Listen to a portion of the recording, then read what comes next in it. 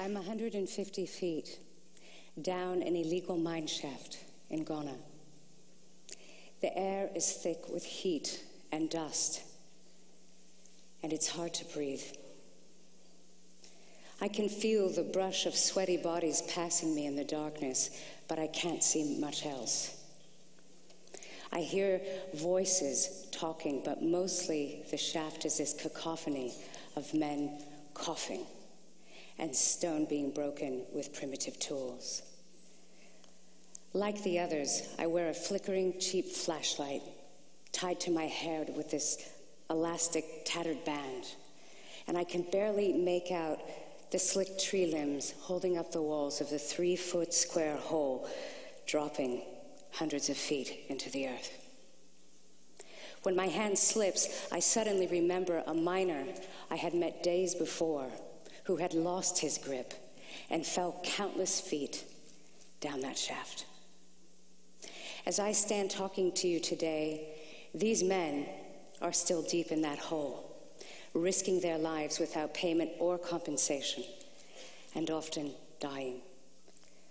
I got to climb out of that hole, and I got to go home. But they likely never will, because they're trapped in slavery. For the last 28 years, I've been documenting indigenous cultures in more than 70 countries on 6 continents. And in 2009, I had the great honor of being the sole exhibitor at the Vancouver Peace Summit. Amongst all the astonishing people I met there, I met a supporter of Free the Slaves, an NGO dedicated to eradicating modern-day slavery. We started talking about slavery, and really, I started learning about slavery. For I'd certainly known it existed in the world, but not to such a degree. After we finished talking, I felt so horrible and honestly ashamed at my own lack of knowledge of this atrocity in my own lifetime. And I thought, if I don't know, how many other people don't know? It started burning a hole in my stomach, so within weeks, I flew down to Los Angeles to meet with the director of Free the Slaves and offer them my help. Thus began my journey into modern-day slavery. Oddly, I had been to many of these places before. Some I even considered like my second home. But this time, I would see the skeletons hidden in the closet. A conservative estimate tells us there are more than 27 million people enslaved in the world today.